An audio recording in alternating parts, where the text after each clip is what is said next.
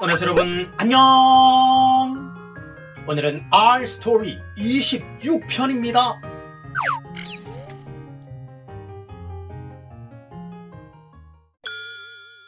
지난 시간에 이어서 부활에 대한 말씀 계속 전해줄게요. 먼저 성경을 볼게요. 마태복음 27장 45절에서 61절. 예수께서 다시 크게 소리 지르시고 영혼이 떠나시다. 이에 성소 휘장이 위에서부터 아래까지 찢어져 둘이 되고 땅이 진동하며 바위가 터지고 무덤들이 열리며 자던 성도의 몸이 많이 일어나되 예수의 부활 후에 저희가 무덤에서 나와서 거룩한 성에 들어가 많은 사람에게 보이니라. 백부장과 및 함께 예수를 지키던 자들이 지진과 그 되는 일들을 보고 심히 두려워하여 가로되 이는 진실로 하나님의 아들이었도다 하더라. 아멘. 예수님이 십자가 위에서 돌아가실 때 성소 휘장이 찢어지고 무덤이 열리고 자던 성도들이 많이 일어났다고 했죠. 정말 그랬을까요? 예수님은 그 당시 죽었던 육신이 무덤에서 살아나올 수는 없다. 그런 사람은 한 명도 없다. 라고 깨우쳐 주셨습니다. 아, 그것은 바로 영적 부활을 말한 것이로구나. 즉 예수님이 돌아가신 후 반대하던 자들이 예수님이 메시아임을 믿게 된 것, 이것을 사망의 무덤, 흑암권에서 나온 것으로 표현한 것입니다. 예수님께서는 선생님에게 오늘날 죽은 자들이 무덤을 열고 나와 살아날 것으로 믿는 자들은 부활의 눈이 어두워 제2의 유대 종교인 현대판 유대 제사장들과 서기관들이다 라고 책망하며 가르쳐 주셨습니다. 또 내가 성서의 주인이며 구세주이니 내 말만 믿고 육신에 속한 자의 말을 믿지 말라. 하지만 그들의 열심만큼은 정말 본받아야 된다 고 말씀하셨습니다. 선생님께서는 이 부활의 말씀을 깨닫기 위해 다리가 저리고 혈액순환이 안 되고 온몸이 오그라들어 멍멍한 채로 시간이 며칠이 흘렀는지 이 몇 달이 갔는지도 모른 채 기도를 드렸습니다. 온전한 진리를 깨닫게 되니 기쁘면서도 한편으로는 혹여 내가 이러다 이 굴 속에서 지쳐서 죽지는 않을까 하는 생각을 자주 하게 되었습니다. 어느 때는 목이 타고 물이 먹고 싶어 굴에서 나와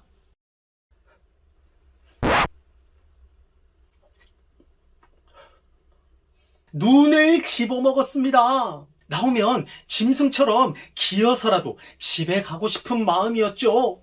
하지만 막상 집으로 가려고 하면 힘이 없어. 집이 빤히 보이지만 꽤 멀게 느껴지고 갈 수가 없었습니다. 이 눈덩이가 백설기 떡덩이 같이 보여.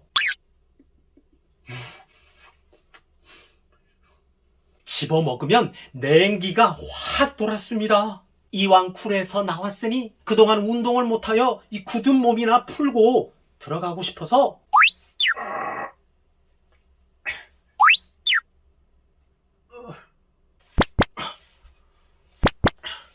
수백 번씩 양팔을 하늘 높이 올리고 무릎을 굽혔다 폈다 하니 몸이 풀렸습니다.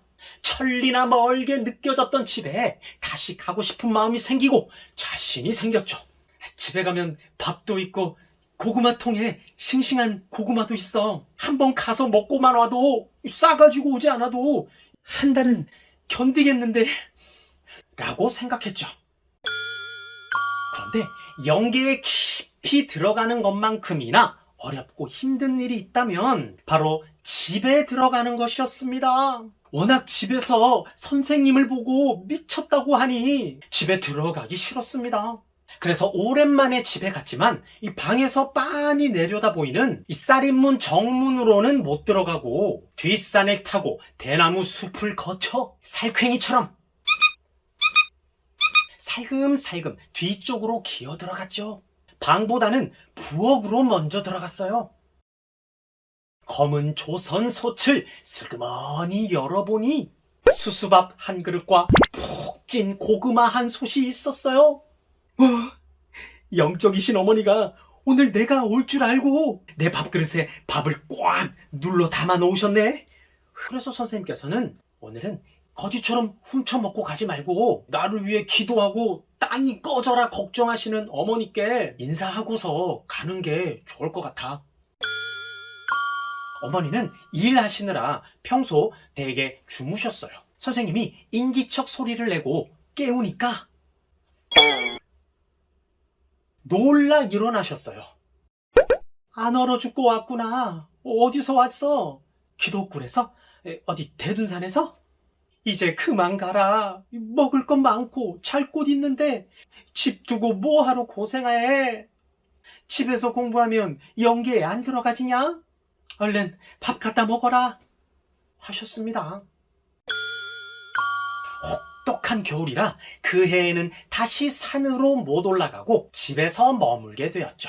그러면서도 깊은 영계의 경지에 들어가기 위해 성경을 보며 집에서 기도 생활을 했습니다. 또 낮에는 멀고 가까운 곳을 돌아다니며 노방전도를 했죠. 다음 해 봄이 오기 전에 선생님은 또 집을 떠나야만 했습니다. 봄에 일이 다시 시작되면 선생님 마음대로 신앙생활을 할 수가 없었고 성경 연구도 할 수 없었어요. 늦어도 이른 봄 3월 지붕의 처마에서 고드름이 녹아 뚝뚝뚝 떨어질 때면 산으로 다시 들어갔습니다. 인력으로는 못할 일이야. 오늘 내가 되게 하기 위해 성령으로 크게 감동시키셨던 거야. 성자는 어린 꼬마를 키우느라 땀방울이 주먹같이 떨어지고 애간장이 다 타서 그 재가 태산같이 쌓였다 라고 표현하셨어요. 선생님께서는 이 부활만 확실히 배우는데도 15년이 넘게 걸렸습니다.